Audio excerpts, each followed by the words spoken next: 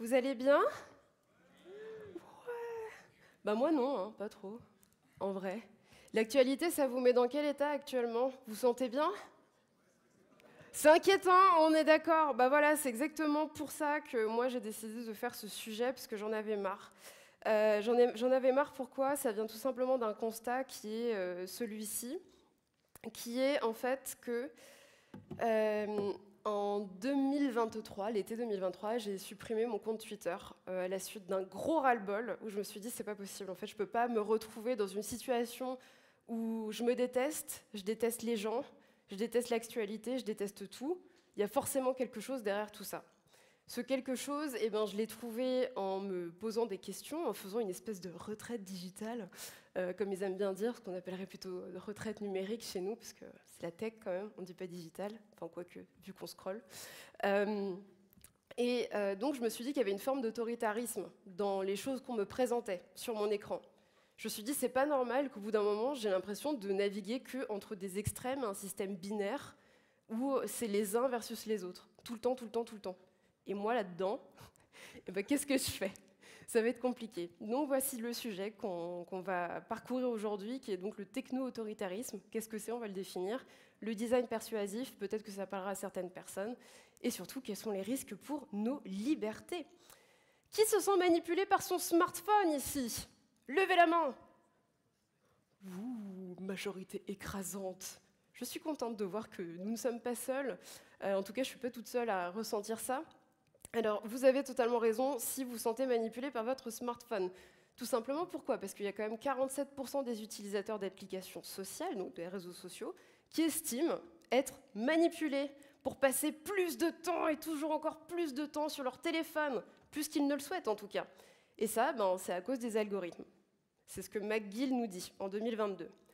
60% des utilisateurs déclarent que les notifications et les alertes sur leur smartphone, ça contribue à une forme de perte de contrôle face à l'outil, qui n'est plus un outil finalement. Qui gère le temps? Est-ce que c'est le smartphone ou est-ce que c'est nous? C'est une vraie question qu'on peut se poser. 79% des adultes américains, parce que c'est une étude américaine, j'en ai pas trouvé des françaises, désolée, pensent que les entreprises de la tech conçoivent leurs produits pour maximiser le temps passé en ligne au détriment du bien-être mental et physique des utilisateurs. Vous avez peut-être remarqué qu'il y avait un petit chiffre là, en vert, dans une petite capsule verte au-dessus. Est-ce que quelqu'un a une idée de ce que c'est?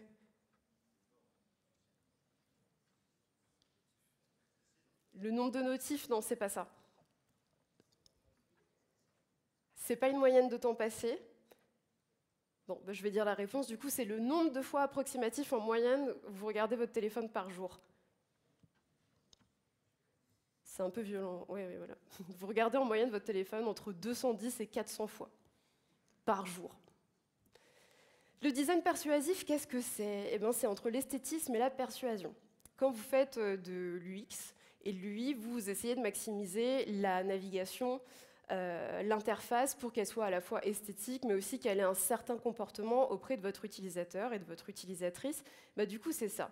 Le design, c'est la façon de créer, d'agencer, de faire. Et persuasif, c'est qu'on va essayer de mettre des inputs à l'intérieur, des champs d'action sur tout un chemin, qui vont persuader l'utilisateur ou l'utilisatrice à amener une action. OK. Donc ça, c'est important de le garder en tête. Est-ce qu'il y a certaines personnes ici qui pensent que la tech, c'est pas politique? Non? Mais vous êtes woke à Rouen. Je fais ça à Paris, les gens ils me font « Oui, c'est pas politique, la tech !» Et ouais, non, mais en vrai, c'est un vrai débat dans les écosystèmes tech. Il y a beaucoup de personnes qui pensent que la tech, c'est pas politique. Moi, je pense que c'est faux. Du coup, c'est complètement politique, la tech. Et on va le voir tout de suite.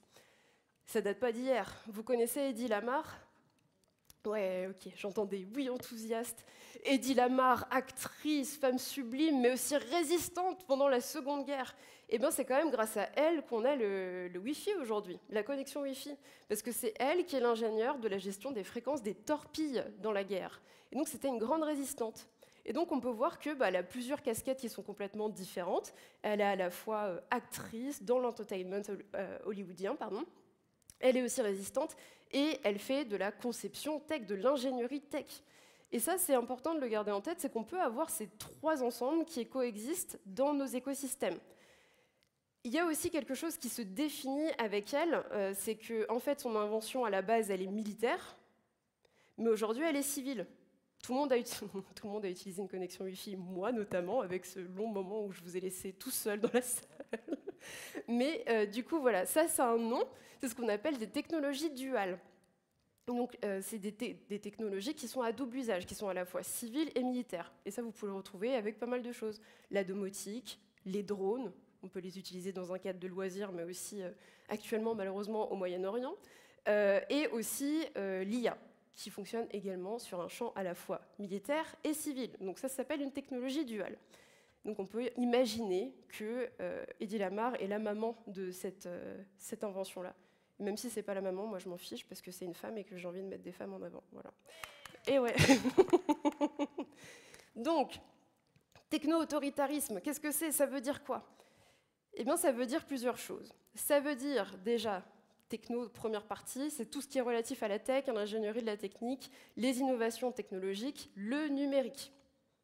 Dans un jargon marketing, ce sera le digital, vous en faites ce que vous voulez.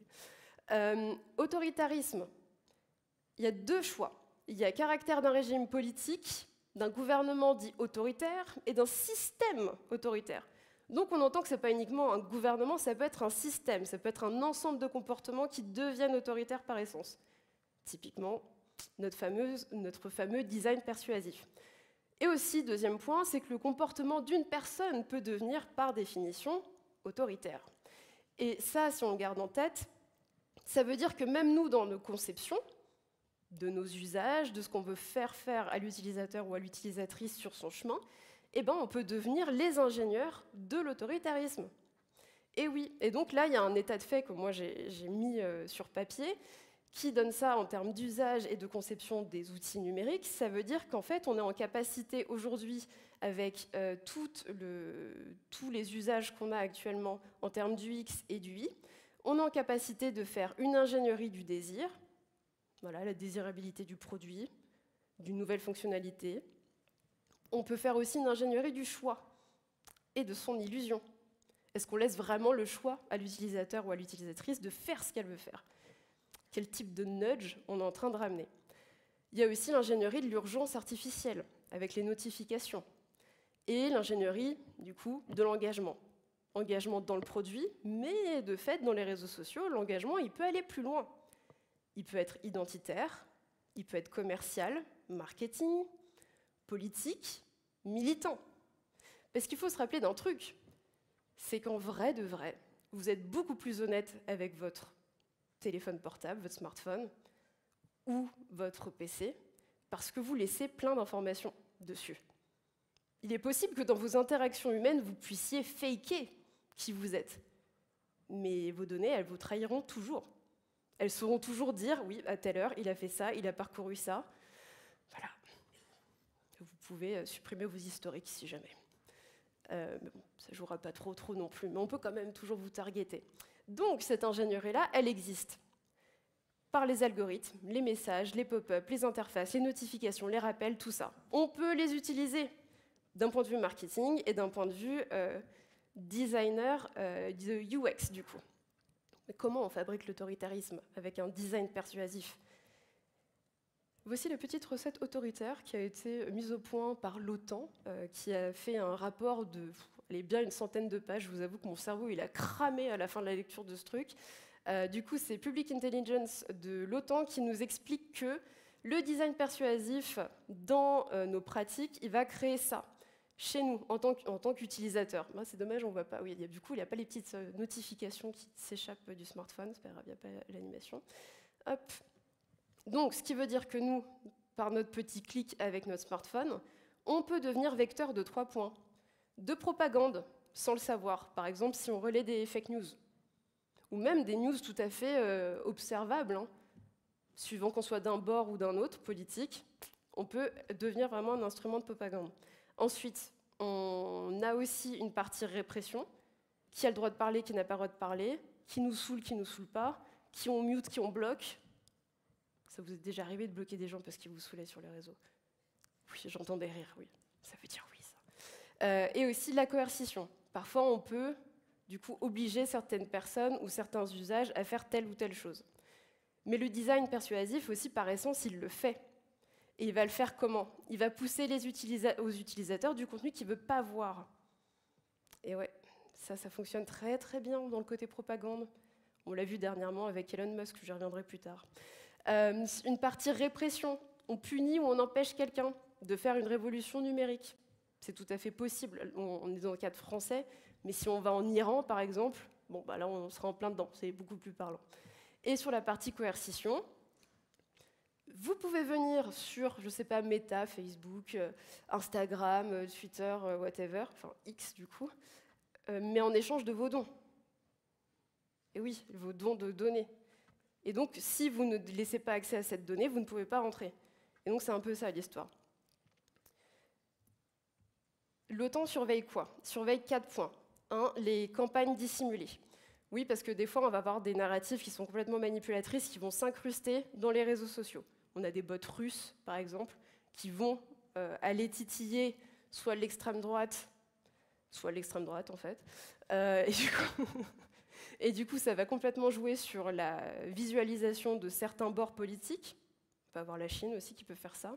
On a des fermes à clics qui fonctionnent aussi sur la manière dont elles vont influencer et créer donc des campagnes qui sont dissimulées.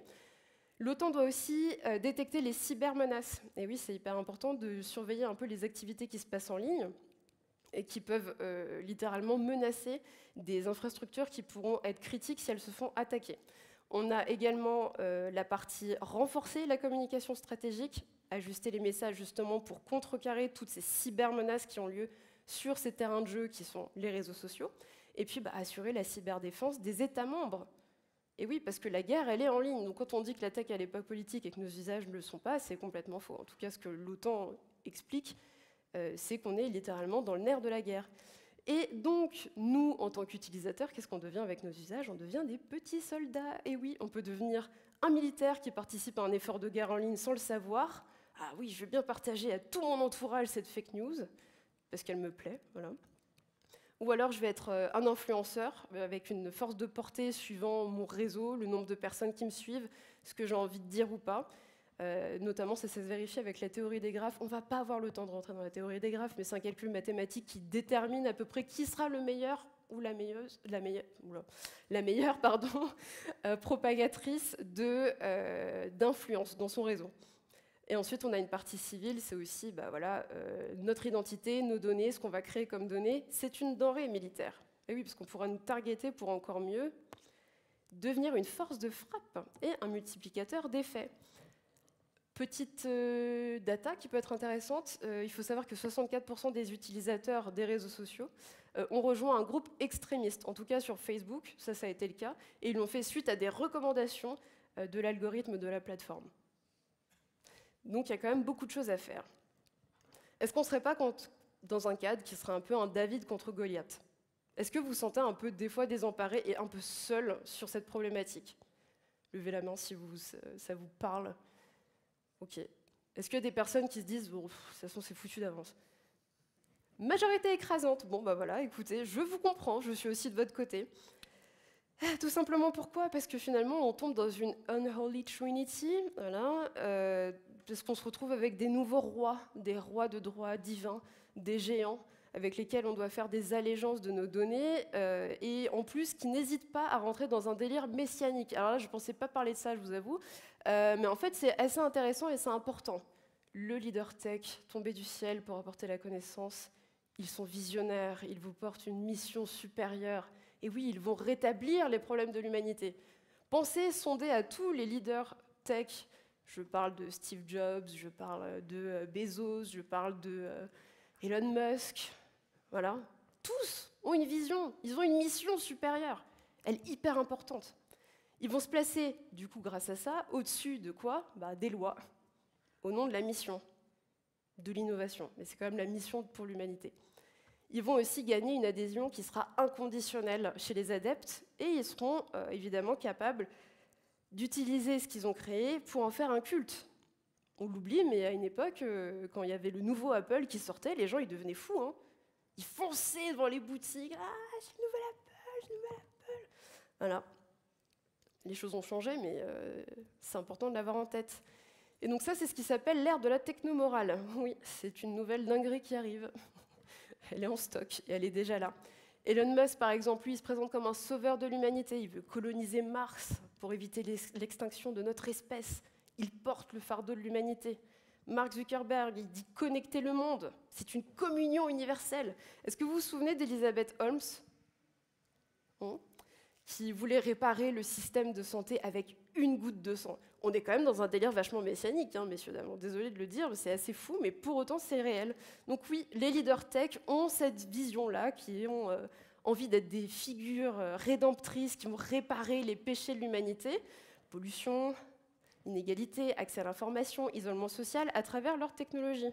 Sauf qu'il ne faut pas oublier qu'en fait, Zuckerberg, quand il a commencé, et ça c'est l'un des dialogues qu'il a eu qui a été diffusé au moment d'un de ses procès, du coup, Zuckerberg, il disait « Ouais, donc si jamais quiconque a besoin d'informations sur quelqu'un à Harvard, il y a juste à me demander.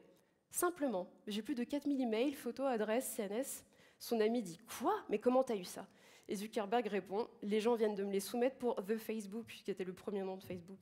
Je ne sais pas pourquoi ils me font confiance. Ce sont des abrutis. » Voilà. Donc dès la Genèse, pour rester dans le même jargon, hein, on se rend compte que sous cette figure rédemptrice qui cherche à effacer du coup les péchés de l'humanité, il y a quand même un vice. Hein. Et donc ça c'est une petite phrase que j'ai envie de dire à toutes les personnes de la tech aujourd'hui, c'est pas parce que c'est cool à faire techniquement que humainement, c'est pas dangereux. Voilà. Et oui, parce qu'au nom de l'innovation, on peut pas tout faire, franchement. Allez, voilà, faites gaffe aux faux prophètes. C'est une bonne idée. Et donc, dans le délire messianique, pour continuer, parce que je vous le dis, hein, j'ai diguine dans ce sujet, je me suis dit, c'est pas possible, en fait, c'est pour ça qu'on en est là aujourd'hui. Oui, Elon est la bonne parole. Alors du coup, maintenant, Elon Musk, il s'est inventé une image de quasi-Jésus-Christ, trop bizarre, mais c'était surtout pour contrer, à mon avis, en tout cas c'est l'analyse que j'en fais, c'est qu'il essaie de neutraliser la critique, tout simplement comme ça, il peut avoir plus de part de contrôle dans X, puisqu'il a racheté Twitter et qu'il l'a appelé X. Bon, ben forcément, ça le positionne dans un champ qui est quand même issu de la vision supérieure. Il est dans une idée de « on doit libérer au maximum la parole ». Oui, mais du coup, ça devient une tyrannie, la liberté d'expression, quand on va sur X. Qui, dans la salle, a eu l'impression de rentrer dans un champ de guerre, un champ de bataille dès qu'il s'est connecté sur X, en ouvrant juste l'application? J'ai vu des mains très désespérées en mode « oui, oui ». Et oui, bah, c'est un vrai problème. Parce que du coup, toute cette image moralisatrice très messianique, c'est une espèce de coquille sur laquelle on ne peut pas les attaquer, ces gens-là. Et pire encore, ça devient un argument actuellement qui crée des bulles extrêmes qui utilisent cette image-là pour opprimer les femmes, et notamment les minorités de tout type, et bien à travers des bulles qui sont de plus en plus extrêmes, que Elon Musk va encore plus pousser sur votre feed au moment de votre navigation, de votre scrolling, et on se retrouve avec des gens. On ne les connaît pas, mais ils vont atterrir systématiquement dans notre feed. Et donc des bulles extrémistes comme ce fameux Nick Fuentes, est-ce que vous connaissez cet homme? Ouais, très joyeux, Your body, my choice forever, voilà. Et donc ce mec, il a en bio Jesus is King. Donc en fait, on se retrouve dans une espèce de mouvement antéchristique super chelou, technologique, qui va devenir une véritable, et je vous le dis, un mouvement d'oppression pour toutes les minorités, femmes, racisées, handicapées, etc. Du contenu politique boosté. Bon, franchement, moi, quand j'ai avancé dans ce sujet, je me suis dit, mais Cambridge Analytica, c'était gentil à côté. Hein. Parce que là, c'est pas possible. On se retrouve vraiment avec des fous scientifiques qui sont en train de nous envoyer encore plus de contenu politique dont on n'a pas envie, sur leur plateforme. C'est le cas d'Elon Musk. Elon Musk aussi, pour avoir une petite place au gouvernement du coup, des États-Unis, ce qu'il est en train d'y arriver, il a quand même fait un truc incroyable, qui est d'avoir versé jusqu'à $1 million par jour en pub ciblée pour que Donald Trump soit élu, et puis qu'il puisse avoir sa petite place au gouvernement quand même. Voilà. Donc ça devient de plus en plus compliqué, et puis les règles, elles ont changé. C'est qu'aujourd'hui, la guerre d'influence, elle s'est complètement déplacée sur les réseaux sociaux. Vous aurez remarqué, mais toutes les personnes qui font du podcast, des stratégies de communication masculinistes, des tweets, des lives aussi ultra ciblés, c'est ces gens-là qui ont supplanté les stars hollywoodiennes, notamment dans la dernière campagne des États-Unis. Une Taylor Swift, elle avait plus de poids. Une Beyoncé avait plus de poids. Non, non, vraiment la guerre est en ligne. Donc plus on va investir sur ces plateformes-là, et plus on a plus de chances d'être partagé, puisqu'en fait l'algorithme ne tient même pas forcément compte du design persuasif, puisqu'on a des gens à la tête de ces entités-là qui vont vous envoyer du contenu que vous n'avez pas voulu. Donc comment créer des contenus et des algorithmes qui divisent, mais qui unissent dans la division par le design persuasif? Déjà, le capital monétaire de l'algorithme, il est permis et généré par des comportements qu'on n'aurait pas eus. En tout cas, pas forcément. Je ne sais pas si ça vous parle, la question du troisième lieu de Ray Oldenburg. Non? Ok. Alors, il y a dans la société, en tout cas selon Ray Oldenburg, un troisième lieu. Mais ça présuppose qu'il y en ait un premier et un deuxième. Le premier, c'est quoi? C'est la famille. C'est votre premier lieu de sociabilisation. C'est eux qui vont vous donner les règles pour avancer en société, dans votre famille, vous construire votre identité. Le deuxième lieu, c'est l'école. Toujours la même application. Mais le troisième lieu, c'est un lieu social. Et ce lieu social, il peut être physique, mais il peut aussi être numérique. Et c'est là où ça devient intéressant, c'est qu'en fait, le troisième lieu, il existera toujours. À une époque, par exemple, ça pouvait être, je sais pas moi, le lieu de culte. Typiquement, l'église du village, la place du marché, la place du pilori. Je sais que c'est pas très joyeux, mais en tout cas, c'était un endroit sur lequel on capitalisait un troisième lieu. Et bien aujourd'hui, le troisième lieu, c'est les réseaux sociaux. Moi, j'ajoute à ça, du coup, la vision de Manuel Castel-Olivan, Erving Goffman et Judith Butler qui ont établi différentes théories sur les interactions sociales. Alors, du coup, Manuel Castel-Olivan, lui, il nous dit qu'on a besoin d'avoir des sociétés en réseau, que ça se traduit à la fois du coup, dans votre vie réelle, vous allez, je sais pas moi, chez votre boucher, chez votre poissonnier, chez la boulangère, ce genre de choses. Mais il y a besoin d'un réseau, en fait, dans notre construction. Et c'est pareil en ligne. Pour Erving Goffman, lui, ce qu'il va nous dire, c'est qu'on a besoin d'une interaction symbolique. Vous lâchez pas un like pour lâcher un like. Soit vous validez, soit vous soutenez quelqu'un qui a posté quelque chose. Et c'est pareil, quand on reposte, quand on partage à son réseau, c'est soit parce qu'on a envie de faire partager cette bonne nouvelle, ou alors c'est en soutien. Bref, toujours est-il qu'en fait, on est dans une interaction symbolique, et même quand on parle, en fait, on parle souvent de nous.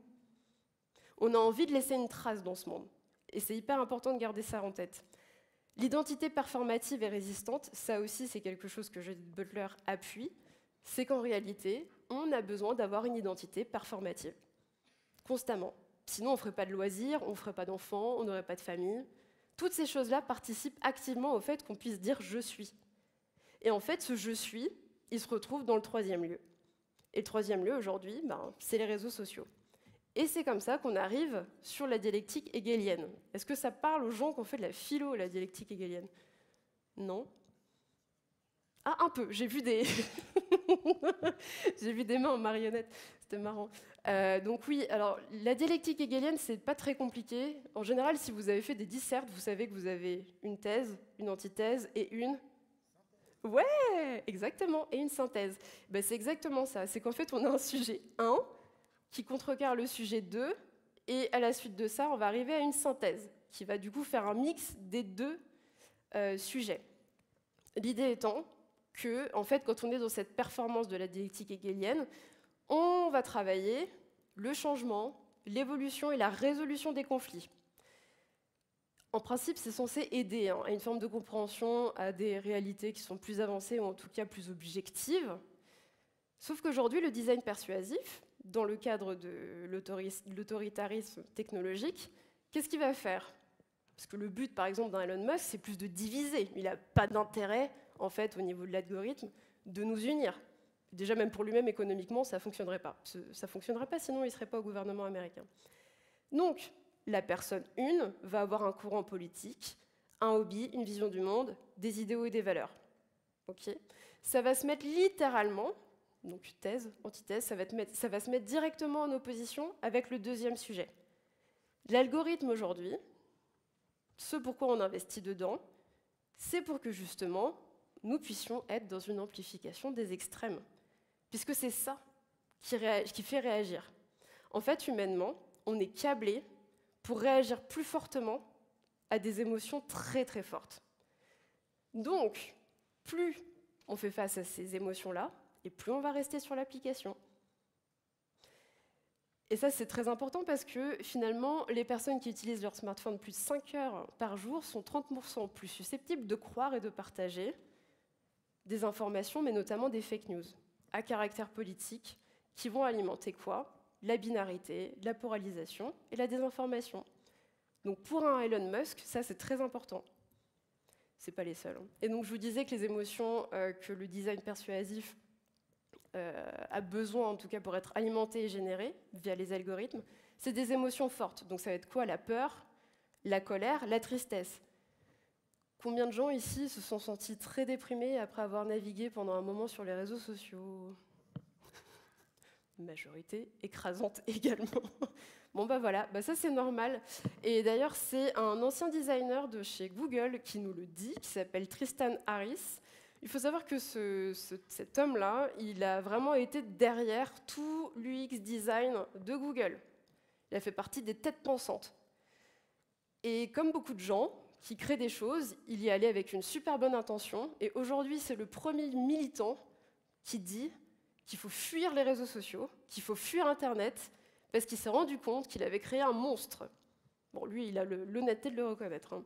Et donc, il a écrit un livre qui s'appelle The Social Dilemma, qui a été publié en 2020.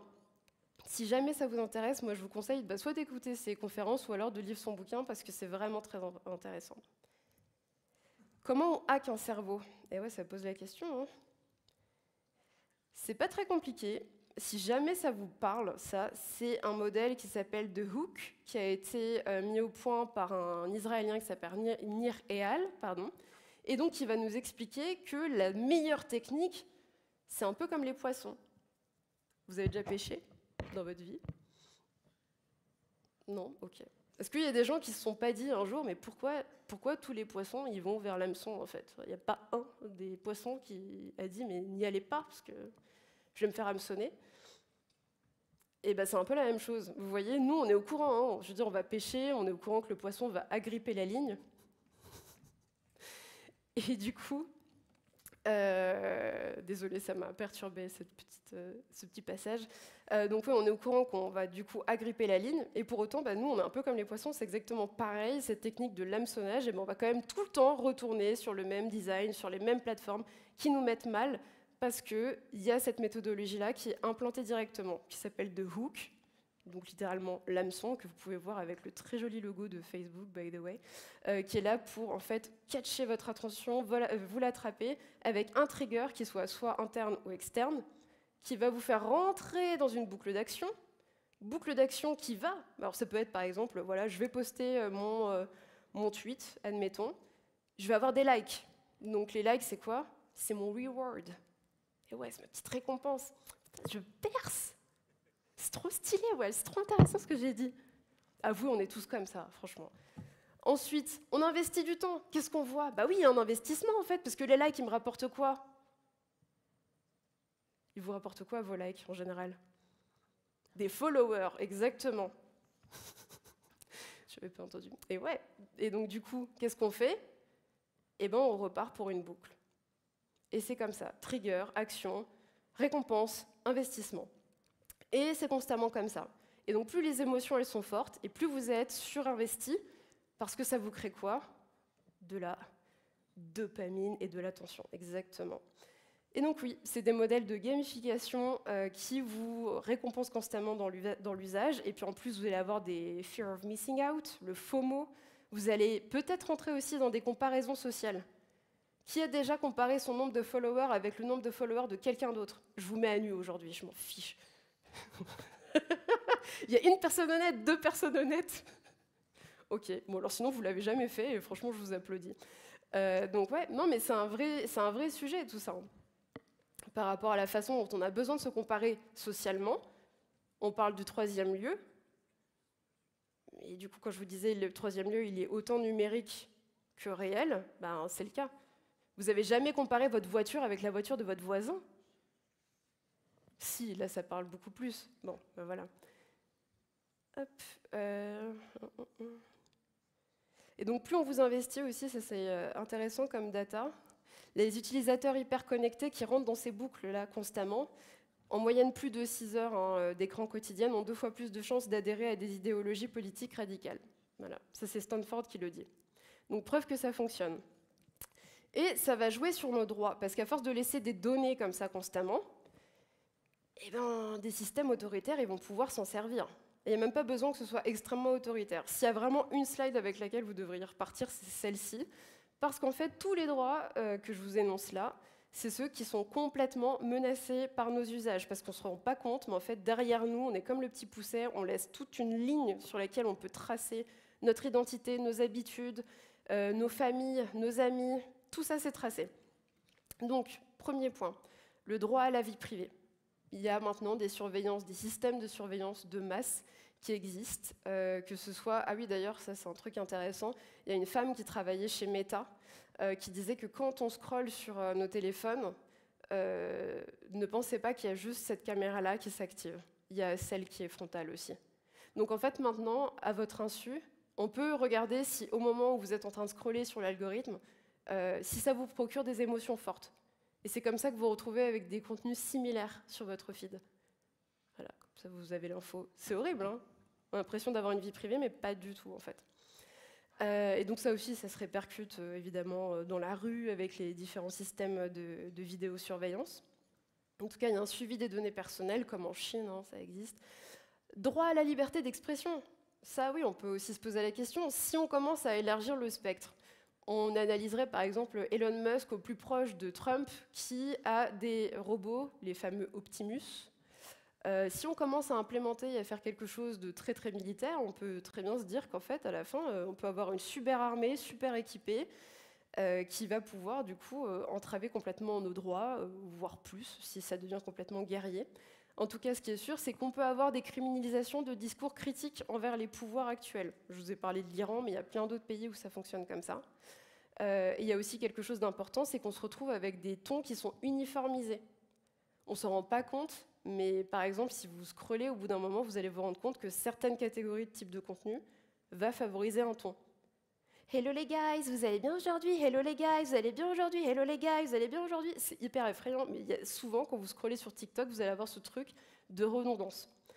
Le droit à l'autonomie et au libre arbitre, ça aussi, ça va être à un moment donné très lourdement pénalisé, et ça a déjà commencé. Je ne sais pas si vous êtes au courant, mais en tout cas, en France, il y a un scoring social qui est mis en place par la CAF, enfin pour la CAF, du coup.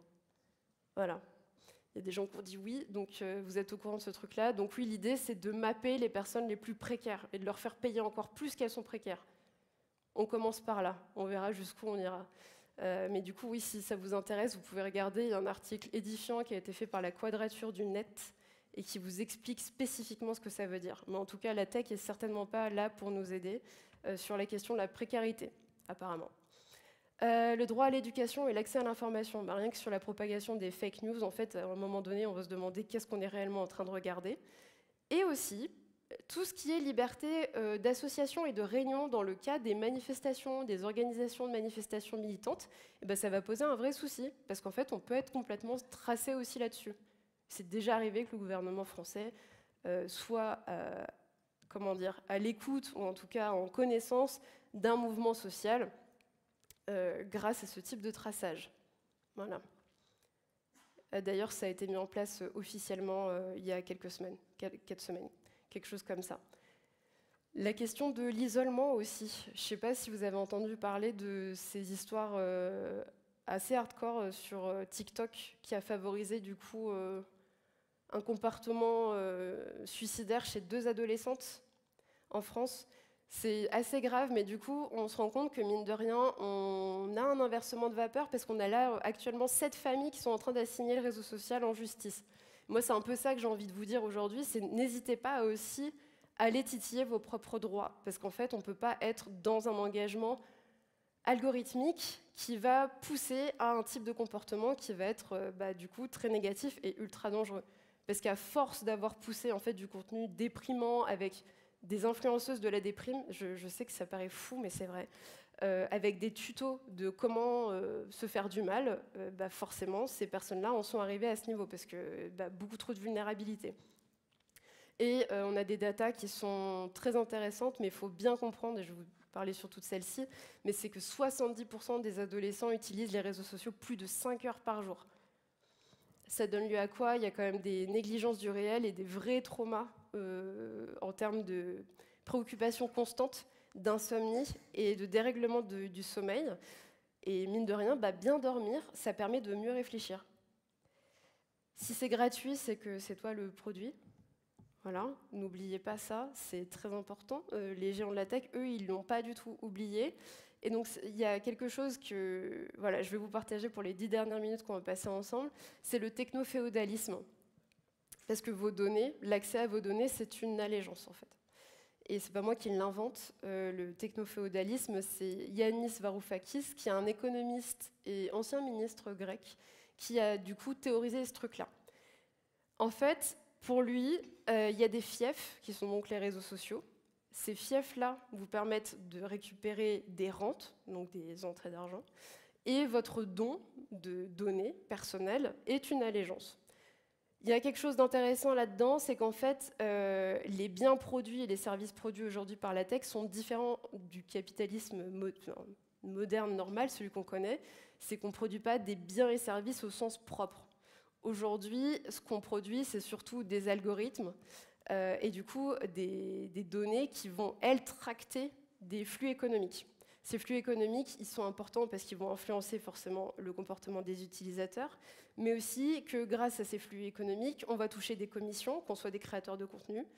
C'est aussi les abonnements qui vont pouvoir permettre ces flux économiques et les publicités très ciblées, notamment les services marketing qui s'en servent, vont pouvoir capitaliser là-dessus.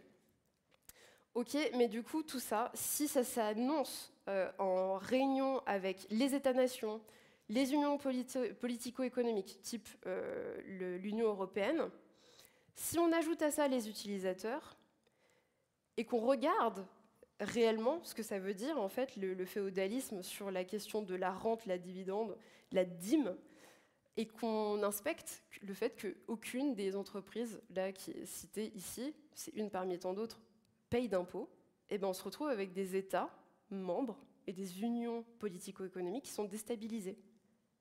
Ça paraît bête, mais quand Yanis Varoufakis en parle, ça fait sens, parce qu'en fait, tous ces flux monétaires-là, ils sont juste dans la tech.